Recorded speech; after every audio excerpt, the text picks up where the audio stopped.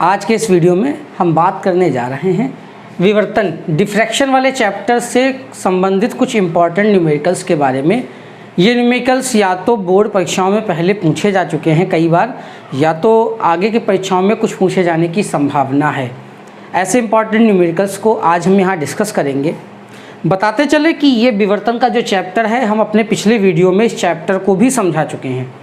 और न्यूमेरिकल्स समझने के लिए सबसे पहले आपको चैप्टर का समझा होना ज़रूरी है। अगर अभी तक भी आपने इस चैप्टर को नहीं समझा है तो आप आई लिंक पर क्लिक करके वहाँ पर विवर्तन वाले चैप्टर का जो वीडियोस दिया गया है उसको आप देख लें पहले, ताकि आप चैप्टर को एक बार अच्छे से समझ जाएं।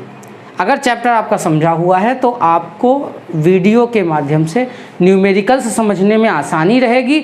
और अगर एक बार न्यूमेरिकल्स के मेथड को आपने समझ लिया तो आप आगे के जो न्यूमेरिकल्स हैं वो आसानी से भी लगा सकेंगे। तो सबसे पहले ये है कि अगर आपने वीडियो नहीं देखा है तो आप कृपया करके एक बार उस वीडियो को देख लें जिसमें चैप्टर को समझाया गया है। और न्यूमेरिकल शुरू करने से पहले हम यहाँ बात करेंगे विवर्तन वाले पाठ में बताए गए कुछ फार्मूलों के बारे में, क्योंकि फार्मूला हम यहाँ पहले इसलिए डिस्कस करेंगे क्योंकि जब हमको फार्मूला और उनके बारे में पता होगा कि किस अवयव का क्या मतलब है, किस फैक्टर का क्या मतलब है, तो हम उससे न्यूमेरिकल्स को लगाने में भी बहुत ईजी फील करेंगे।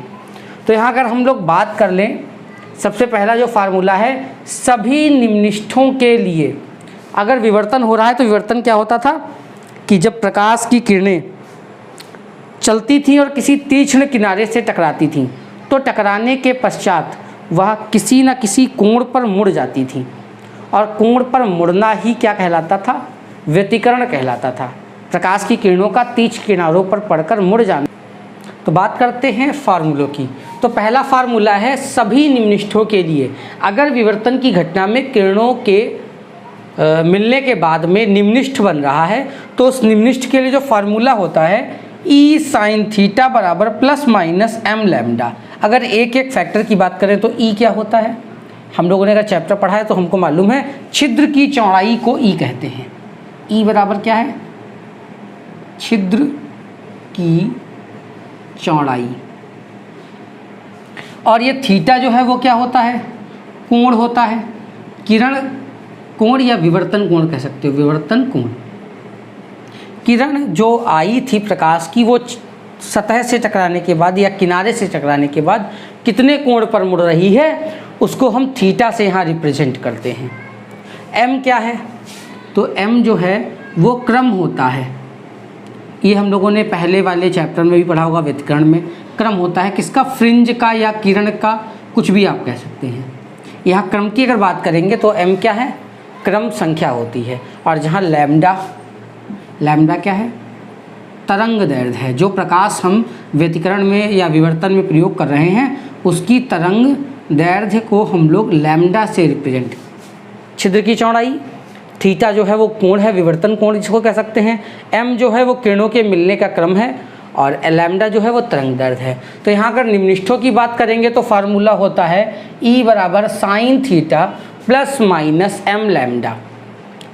ध्यान देंगे जो यहाँ पर विवर्तन होता है इसके लिए थीटा का जो मान होता है वो बहुत ही छोटा होता है।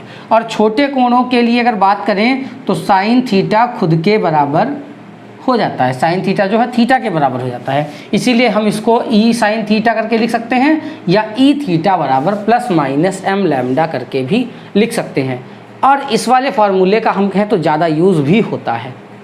यहाँ से अगर थीटा की वैल्यू निकालनी हो तो ई को अपॉन में भेज देंगे तो ये एक और फार्मूला हमारा डिराइव होकर आ जाएगा, थीटा बराबर plus minus M lambda upon E. ये सारे फार्मूले एक ही हैं, तो हम अपेक्षा करते हैं आप इस फार्मूले को फोकस में रखेंगे और ये सारे फार्मूले इसी से डिराइव होकर आ सकते हैं आसानी से। तो निम्निष्ठ मतलब जहाँ पर तीव्रता बिल्कुल न्यूनतम मिल रही हो, और तीव्रता जहाँ पर न्यूनतम मिलती है वहाँ पर डार्क कलर की फ्रिंज बनती है, अदीप्त फ्रिंज जिसको कह सकते हैं। और गौड़ उच्छिष्टों के लिए तो उच्छिष्ट कहाँ पर होते हैं? जहाँ पर हमको तीव्रता अधिकतम मिलती है प्रकाश की। ये हम लोगों ने व्यतिकरण में अधिकतर समझा है। और जहाँ प्रकाश की तीव्रता अधिकतम होगी वहाँ पर फ्रिंज कैसी बनेगी? तो वहाँ पर फ्रिंज चमकीली बनती है। तो यहाँ पर गौड़ उच्छिष्टों के लिए बात करेंगे अर्थात चमकीली फ्रिंज के लिए। यहाँ पर निम्निष्ठों के लिए मतलब अदीप्त फ्रिंज के लिए। इसको हम अदीप्त के लिए कह सकते हैं, इसको हम दीप्त के लिए कह सकते हैं।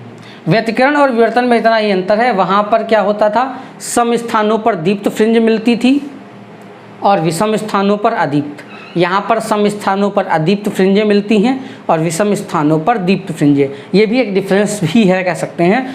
सभी गौड़ उच्चिष्टों के लिए तो मतलब जहाँ पर तीव्रता अधिकतम होगी वहाँ पर ई साइन थीटा डैश, तो थीटा डैश हमने डिफ्रेंशिएट करने के लिए अलग से ले लिया है, अंतर कोई नहीं है। थीटा या थीटा डैश की बात करें तो वो क्या है, कोण ही कहलाएगा।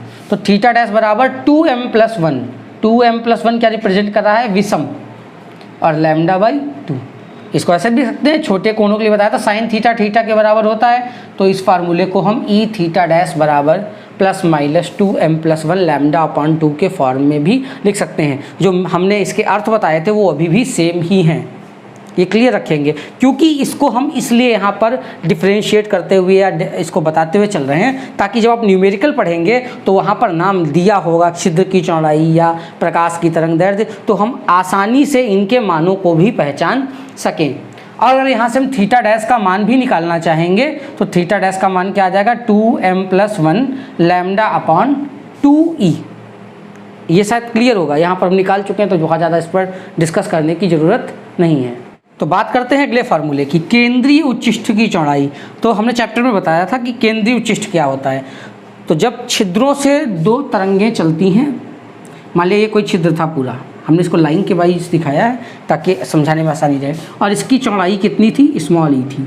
तो इनसे जो दो किरणें चलती हैं, जो सेंट्रल पॉइंट पर पहुंचती हैं, वहाँ पर जो बीच का बिंदु होता है वहाँ पर दोनों किरणें समान समय अंतराल पर पहुँचती हैं। तो ऐसी स्थिति में यहाँ पर जो हमें सेंट्रल पॉइंट मिलता है वो चमकीला मिलता है, और ये सबसे अधिक चौड़ाई की फ्रिंज सेंटर पर ही बनती है। तो इसको हम लोग क्या बोलते हैं, केंद्रीय उच्चिष्ट बोलते हैं। और केंद्रीय उच्चिष्ट की कोणीय चौड़ाई, मतलब अगर इसके एंगल की बात करें, यहाँ पर मान लिया कोई फ्रिंज बनी और ये फ्रिंज की इतनी चौड़ाई थी, तो ये फ्रिंज कितना एंगल बनाएगी, इस एंगल को हम लोग क्या बोलते हैं, केंद्रीय फ्रिंज की कोणीय चौड़ाई। और पूरी कोणीय चौड़ाई को, क्योंकि ये मध्य भाग है, तो आधी फ्रिंज सेंट्रल से ऊपर बनेगी, आधी फ्रिंज सेंट्रल से नीचे। तो आधी चौड़ाई को थीटा बोलते हैं और पूरी चौड़ाई को थीटा प्लस थीटा क्या बोलेंगे, 2 थीटा।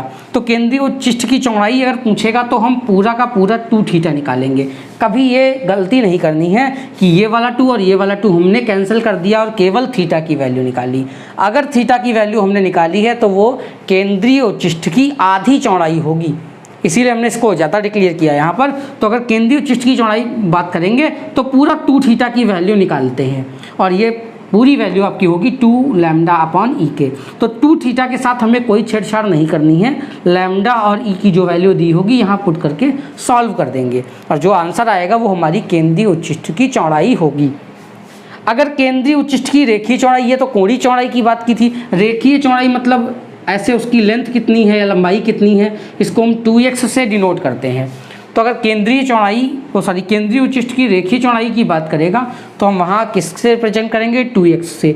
यहाँ भी यही ध्यान रखना है, 2x जो है वो पूरी चौड़ाई है, तो यहाँ पर हम 2 और 2 इस वाले फार्मूले से कैंसिल नहीं करेंगे।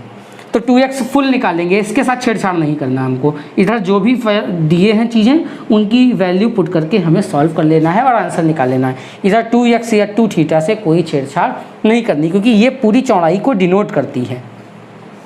तो यहाँ पर बात करेंगे तो इसके 2 फार्मूले हैं, एक तो 2f λ/e या तो 2d λ/e। अब यहाँ पर एक नया टर्म आ गया, कैपिटल D। तो कैपिटल D क्या थी, पर्दे की दूरी, ठीक है। जो यहाँ से छिद्र से पर्दे की दूरी होती है उसको हम लोग कैपिटल D से डिनोट करते थे। तो कैपिटल D क्या है, पर्दे की दूरी है।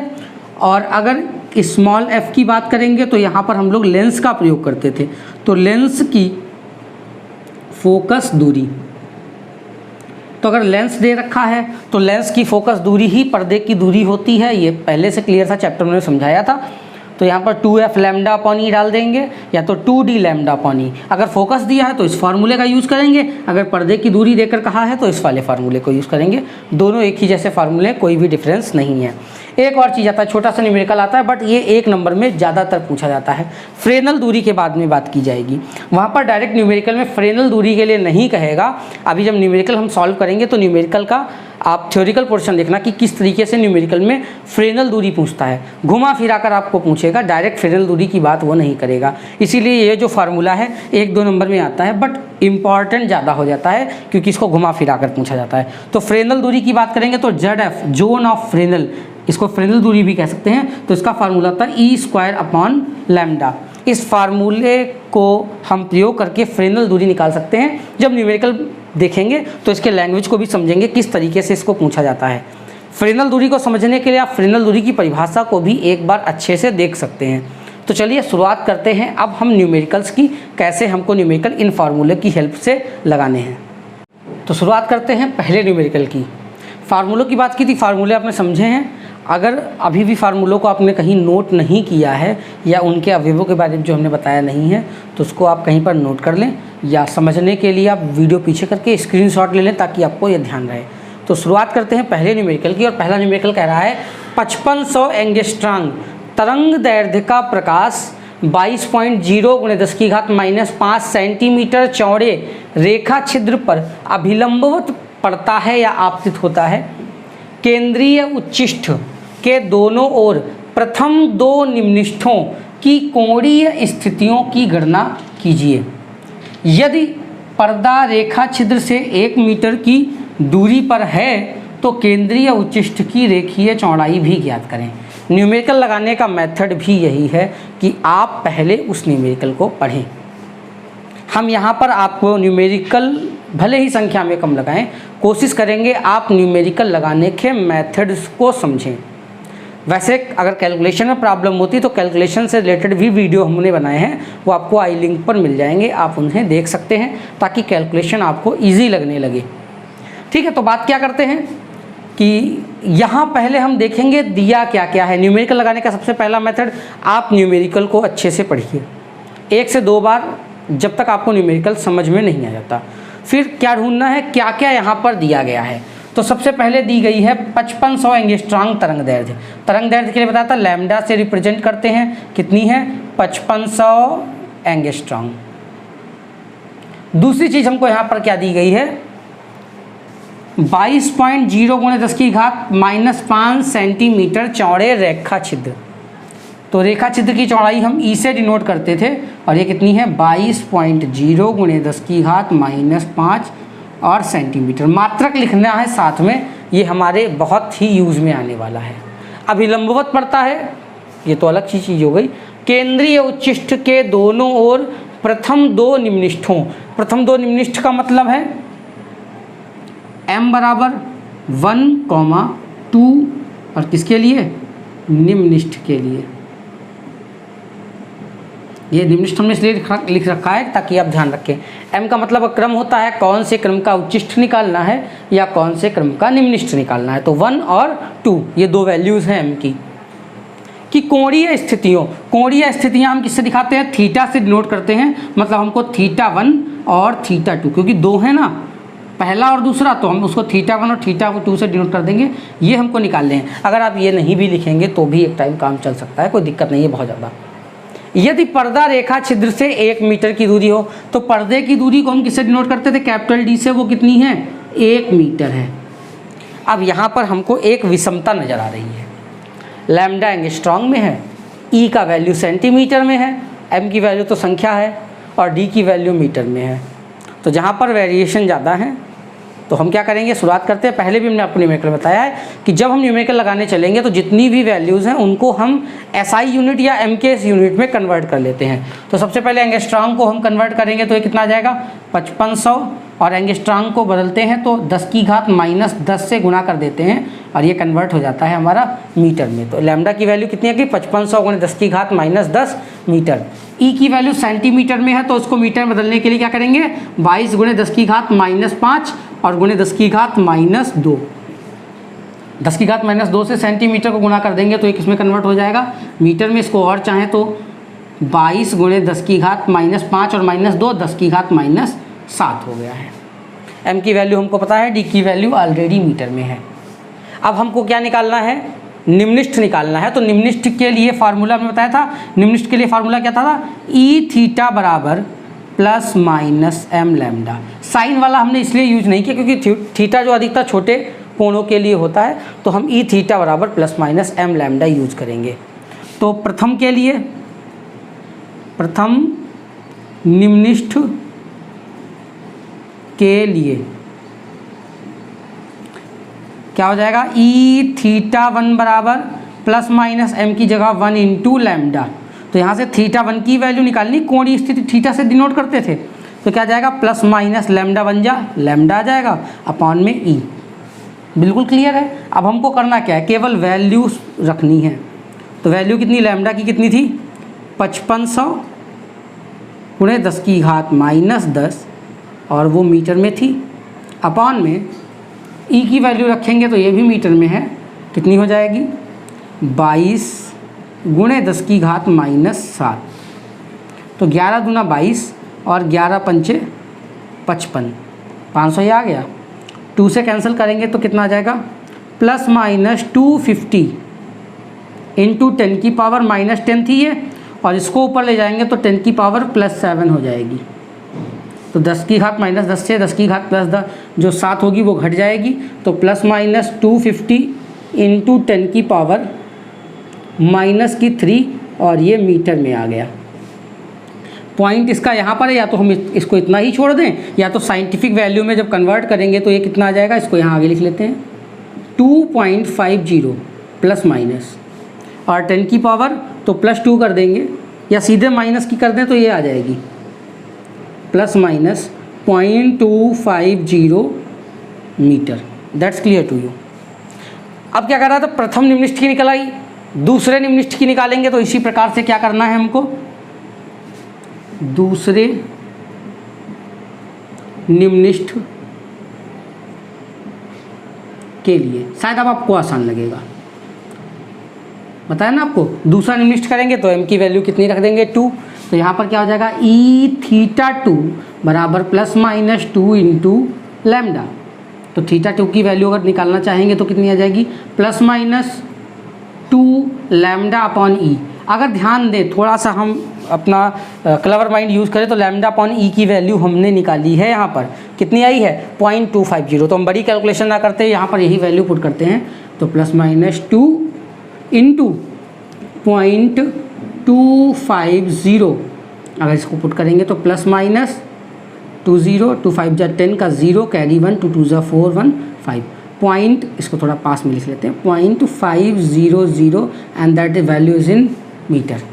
ये हमारे दूसरे निम्निष्ठ की स्थिति आ गई, कोणीय स्थिति। सॉरी ये मीटर में नहीं जाएगा, हमने कन्फ्यूजन में लिख दिया है, क्योंकि मीटर मीटर कैंसिल हो जाएंगे तो यहाँ कोई नहीं आएगा, यूनिट कह सकते हैं। तो दो चीज़ें हमारी हो चुकी हैं, प्रथम निम्निष्ठ की स्थिति कोणीय स्थिति हमने निकाल ली है, द्वितीय निम्निष्ठ की भी कोणीय स्थिति निकाल ली है। अब तीसरी चीज़ जो हमको निकालनी थी वो क्या कह रहा था, केंद्रीय उच्चिष्ठ की रेखीय चौड़ाई निकालो आप। तो केंद्रीय उच्चिष्ठ की रेखीय चौड़ाई, उसके लिए क्या फार्मूला बताया था, केंद्रीय उच्चिष्ठ की रेखीय चौड़ाई, तो 2x equals to 2d lambda upon E. Direct ये फार्मूला यूज़ किया क्योंकि यहाँ पर हमको पर्दे की दूरी दी गई है। तो वैल्यू पुट करते हैं 2 इंटू 1 इंटू लैम्डा अपॉन ई की बात कर रहे थे ना, लैम्डा हमने पहले ही निकाल रखा है 0.250, तो बार बार हम कैलकुलेशन नहीं करना चाहेंगे, इसलिए हम यहाँ पर वैल्यू पुट कर देंगे 0.250, और ये वैल्यू भी हमारी आ जाएगी 0.500 and that will be in metre. ये हमारी वैल्यू किस में आ जाएगी, मीटर में आ जाएगी। तो एक केंद्रीय उच्चिष्ठ की रेखीय चौड़ाई हमको मिल गई है। क्लियर है आपको, प्रथम निम्निष्ठ और द्वितीय निम्निष्ठ की भी स्थितियां मिल गई हैं। शायद ही अब आपको न्यूमेरिकल कठिन लगेगा, करना यही है, न्यूमेरिकल पढ़ेंगे, कौन सी वैल्यूज़ दी हैं वो निकाल के रखनी है, फिर हमको क्या फाइंड आउट करना है वो हम निकाल कर रखेंगे। इतना ही है न्यूमेरिकल में। अबे बहुरवनु इंगे देख लो। तो अगला न्यूमेरिकल भी हमारा कुछ पहले के जैसा ही है, इसको हमने इसलिए लिया है, एक बार ये पूछा भी जा चुका है और एक बार आप अपनी प्रैक्टिस भी कर लें। तो हमने न्यूमेरिकल अगर समझाया है और आपको वो न्यूमेरिकल अच्छे से समझ में आया तो आप इस न्यूमेरिकल को लगाने का प्रयास भी कर सकते हैं। वैसे यहाँ पर हम उसको रिवीजन कराने के लिए एक बार फिर से लगा रहे हैं। क्या दिया है, 5900 एंगस्ट्रॉम तरंग दैर्ध्य का। तो लैम्डा बराबर कितना है 5900 एंगस्ट्रॉम। अब हम कन्वर्ट करते चलेंगे सबको एमकेएस में, तो 5900 इंटू 10 की पावर -10 मीटर, ये इसकी लैम्डा दी हुई थी, का प्रकाश इतने चौड़े रेखा छिद्र पर, तो चौड़ाई दी है तो ई से डिनोट करेंगे 11.8 गुणे 10 की घात -5 और गुणे 10 की घात -2 मीटर। हमने डायरेक्ट मीटर में कन्वर्ट कर लिया है, ठीक है। पहले समझाया था इसलिए हमने स्टेप वाइज किया था, अब हम डायरेक्ट कोशिश करेंगे। आप जितना वहाँ पर इस चीज़ को जल्दी जल्दी कर लेंगे, आपको न्यूमेरिकल लगाने में भी कम समय लगेगा और बार बार लेंथी न्यूमेरिकल नहीं लगेगा आपको देखने में। तो यहाँ से हो जाएगा 11.8 इंटू 10 की पावर -7, ये ई की वैल्यू आ चुकी है। कह रहा रेखा छिद्र पर अभिलंबवत डाला जाता है, विवर्तन प्रतिरूप एक पर्दे पर प्राप्त किया जा रहा है। प्रथम निम्निष्ठ के लिए कोणीय स्थिति निकालो और तथा केंद्रीय उच्चिष्ठ की कोणीय चौड़ाई भी ज्ञात करो। दो चीज़ें निकालनी है, एक तो केंद्रीय उच्चिष्ठ की कोणीय चौड़ाई, पहले हमने रेखीय चौड़ाई निकाली थी, और दूसरी चीज़ हमको प्रथम निम्निष्ठ निकालना है। तो प्रथम निम्निष्ठ के लिए फार्मूला आपका क्या होता है, ई साइन थीटा बराबर प्लस माइनस निम्निष्ठ कह रहा है ना, तो m लैम्डा, इसका यूज़ करेंगे। उच्चिष्ठ कहता तो हम 2m+1 लैम्डा अपॉन 2 वाला फार्मूला यूज़ करते। तो यहाँ से हमको निकालना है साइन थीटा 1, प्रथम कह रहा है तो हम उसको नंबर से डिनोट कर रहे हैं ताकि देखने वाला जान जाए कि फर्स्ट है ये। तो क्या जाएगा +-1 इंटू लैम्डा अपॉन ई। तो यहाँ पर अगर वैल्यू पुट करेंगे तो प्लस माइनस लैम्डा की वैल्यू कितनी है 5900 इंटू 10 की पावर -10 अपॉन में 11.8 इंटू 10 की पावर -7। यहाँ से अगर पॉइंट रिमूव करेंगे तो यहाँ एक जीरो बढ़ जाएगा, दैट्स क्लियर। अगर इसको कैंसिल करें 59 बन जा तो यहाँ 1000 बचेगा और 2 जा करेंगे तो 118 इतना आ जाएगा। अगर इसको फिर से कैंसिल करना चाहें 2 से तो ये कितना आ जाएगा 500, दैट्स क्लियर। तो ये 500 हो जाएगा। अब इसको डायरेक्ट करते हैं, 10 की पावर -10 है और -7 ऊपर जाएगा तो प्लस का 7 हो जाएगा और -10 से घटेगा तो कितना बचेगा 10 की पावर -3। अभी आपको नीचे समझाया था तो आप इस चीज़ को आसानी से समझ सकते हैं। थोड़ा डायरेक्ट इसलिए कर रहे हैं ताकि इस कैलकुलेशन को आप इजीली देख सके क्या हमारा आंसर आ रहा है। तो -3 को अगर हम यहाँ इस लाएंगे तो पॉइंट क्या हो जाएगा, आगे की तरफ आ जाएगा, तो ये हो जाएगा 0.500 और चूंकि थीटा 1 है तो इसको ऐसे ही लिखेंगे। अब साइन थीटा 1 इसकी वैल्यू कितनी आई 0.5, 00 जो है उसको रिमूव कर सकते हैं। तो 0.5 से अगर हम पॉइंट रिमूव करेंगे तो कितना नीचे आ जाएगा 10 आ जाएगा। ये जो आपको पता चली पॉइंट्स आते हैं नीचे, एक के आगे 0 बढ़ा लेते हैं जितने भी नंबर यहाँ पर होते हैं। अगर हम 00 लेकर चलते तो यहाँ पर एक पॉइंट के बाद में कितने नंबर थे 3, तो हम 3 0 बढ़ाते, 2 ये आसानी से कैंसिल हो जाते, तब भी हमारा 5/10 ही बचता। तो 5 1 जा 5 और 5 2 जा 10। तो साइन थीटा 1 की वैल्यू जो आई है वो हमारी 1/2 आई है। अब साइन थीटा की वैल्यू 1/2 कहाँ पर होती है, तो ये साइन थीटा की जो वैल्यू है 1/2 होती है साइन 30 डिग्री पर। और जब ये 30 डिग्री पर 1/2 होती है तो थीटा 1 की वैल्यू कितनी आ जाएगी, 30 डिग्री। ये हमारा आंसर हो जाएगा। कोई स्थिति हो गई हमारी। अब हमें निकालना है केंद्रीय उच्चिष्ठ की चौड़ाई, क्लियर।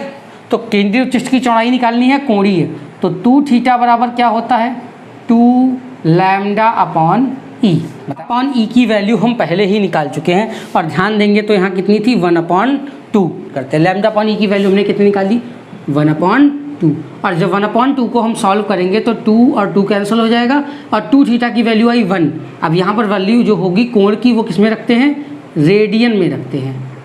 अब जब इस रेडियन को हम कन्वर्ट करेंगे, अगर डिग्री में अंश में कन्वर्ट करना होगा तो 1 रेडियन इक्वल्स टू 60 डिग्री। तो हमारा 2 थीटा की वैल्यू कितनी आ जाएगी 60 अंश या 60 डिग्री आ चुकी है। तो ये हमारा दूसरा न्यूमेरिकल भी सॉल्व हो चुका है। अगले हमारे ये जो 2 न्यूमेरिकल्स हैं ये फ्रेनल दूरी पर आधारित हैं, और ये फ्रेनल दूरी हमें इसलिए समझना ज़रूरी है क्योंकि अगर इन न्यूमेरिकल्स में डायरेक्ट आपको फ्रेनल दूरी पूछी जाएगी तो आप इसको हल कर दोगे। अगर इस न्यूमेरिकल को घुमा फिरा कर पूछ लिया गया तो आपको इस न्यूमेरिकल को हल करने में तो आसानी होगी मगर आप समझ ही नहीं पाओगे यहाँ पर फ्रेनल दूरी पूछ रहा है कि नहीं। तो पहले फ्रेनल दूरी की परिभाषा की बात करें तो छिद्र से पर्दे की वह दूरी जहाँ पर विवर्तन प्रतिरूप का प्रभाव या विवर्तन का प्रभाव नगण्य रहे, और जहाँ जिस दूरी के बीच विवर्तन का प्रभाव हमको देखने को नहीं मिलेगा, हमें फ्रिंजें नहीं प्राप्त होंगी। और जब फ्रिंजें प्राप्त नहीं होंगी तो हम ये नहीं बता सकेंगे कि यह प्रकाश का तरंग रूप है या नहीं, क्योंकि व्यतिकरण से ही या तरंगों के अध्यारोपण से ही उसका तरंग रूप ही सिद्ध होता था। प्रकाश का तरंग रूप तब सिद्ध होता था जब हम ये जान पाते थे कि तरंगें अध्यारोपित हो रही हैं और फ्रिंजें बन रही हैं। और अगर उस दूरी से पहले हम पर्दे को रख देंगे तो तरंगें अध्यारोपित नहीं होंगी, और जब तरंगें अध्यारोपित नहीं होंगी तो फ्रिंजें नहीं बनेंगी, और फ्रिंजें ना बनने की स्थिति में उसके तरंग रूप को हम नहीं बता सकेंगे।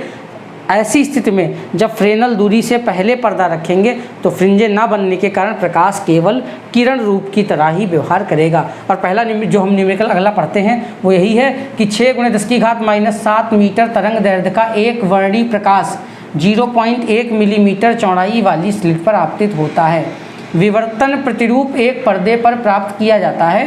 पर्दे की स्लिट से वह अधिकतम दूरी ज्ञात करें जहाँ तक प्रकाश किरणों के रूप में व्यवहार करता है। किरणों के रूप में व्यवहार करता हमने बताया था कब तक दिखाई देगा, जब तक वो विवर्तन के बाद एक दूसरे पर अध्यारोपित ना हो। मान लिया ये छिद्र था, यहाँ से किरणें चली और यहाँ पर जाकर अध्यारोपित होती थी, वहीं पर हम पर्दा रखते थे। अगर हमने इससे पहले पर्दा रख दिया, अगर हमने पर्दा यहाँ तक भी रखा तो किरणें दो अलग अलग बिंदुओं पर मिलेंगी और अध्यारोपण नहीं होगा, जिसके कारण फ्रिंजें नहीं बनेंगी।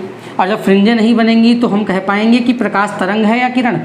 तब तक के लिए, जब तक फ्रिंजें नहीं बन रही, हमारे लिए वो प्रकाश जो है वो किरण की तरह व्यवहार करेगा। और न्यूमेरिकल ने कह दिया ना कि किरण के रूप में व्यवहार करा, वह दूरी याद करो जहाँ तक वो किरण के रूप में बिहेव करता है।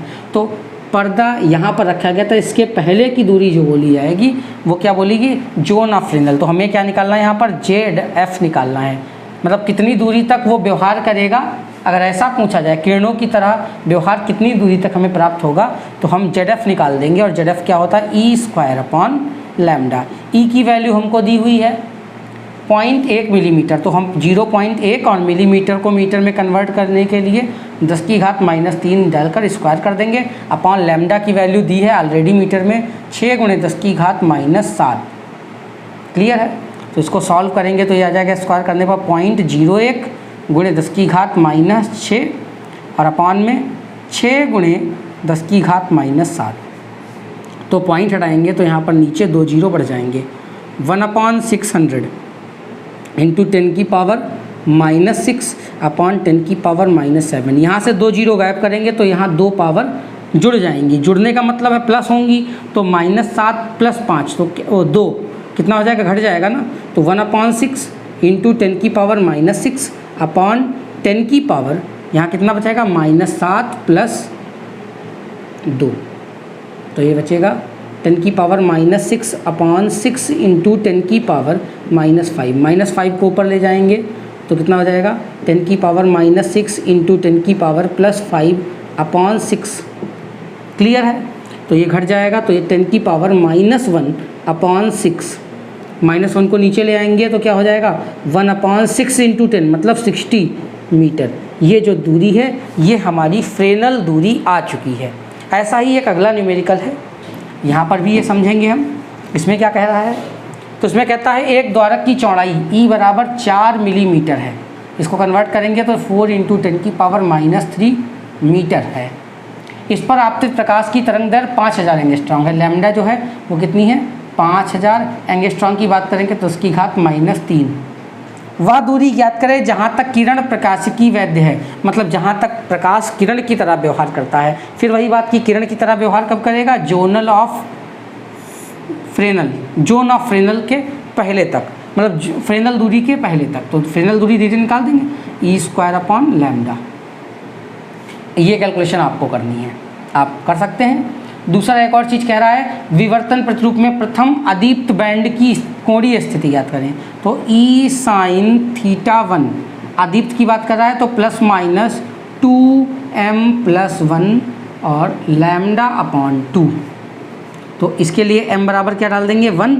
तो यहाँ से sin θ1 बराबर 2 into 1 plus 1 into lambda upon 2e। तो 2 1 ज़ा 2 प्लस 1 3 लैम्डा अपॉन 2e। तो हमने अभी तक कैलकुलेशन की है, ये 2 कैलकुलेशन आपको करनी है।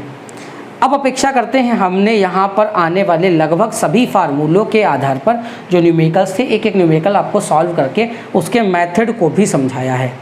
अगर आपको अभी तक कुछ समस्या है तो आप हमें कमेंट में करके बता सकते हैं। न्यूमेरिकल्स अगर आपको समझ में आए हैं तो आप अपनी नोटबुक से ऐसे ही और न्यूमेरिकल्स जो लग सकते हैं आप उनको लगा सकते हैं। कोई न्यूमेरिकल आपको टफ लगता है तो आप हमें कमेंट करके बताएं, तो हम अगले एक अलग से वीडियो में हम उन न्यूमेरिकल्स को हल करके आपको देंगे। तब तक के लिए जय हिंद। अगले वीडियो में हम आगे अगले नए चैप्टर के साथ या नए न्यूमेरिकल के वीडियो के साथ में मिलते हैं। तब तक के लिए जय हिंद।